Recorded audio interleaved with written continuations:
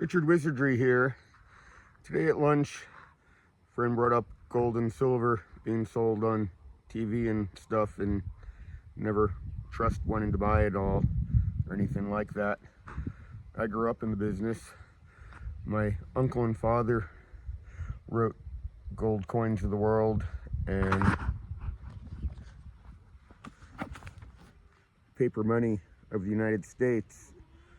My uncle invented what's called the Friedberg numbers, how numismatics are cataloged like the equivalent to Dewey Decimal System for coins and paper money or currency.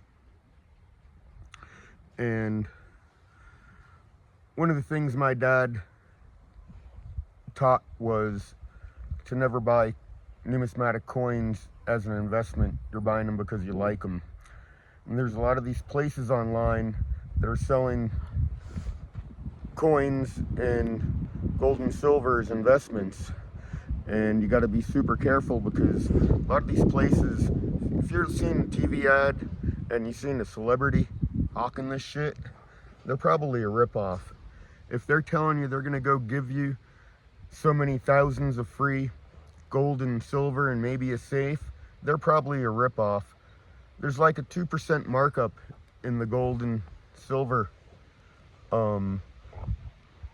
business, and there's not enough markup for them to be giving you free gold and silver. It's not free. What they're doing is marking up the products they're selling you to such a level that it's going to have to go up a hell of a lot of money before you ever make your money back. So you got to be real careful out there.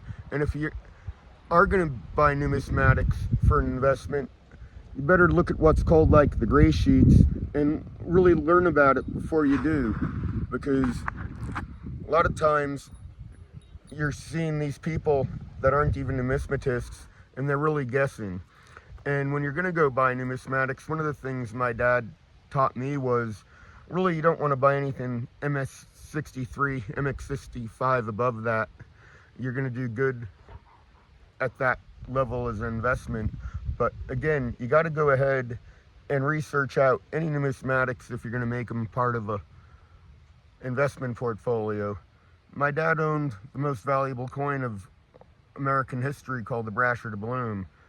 And when you're a dealer, you can't afford to be a collector, because everyone's always going to want what you got. So that was the only coin my dad ever collected and put away for his retirement. And unfortunately, don't have that anymore, but he lived off of that coin's money for his life, and today that coin's worth $15 million.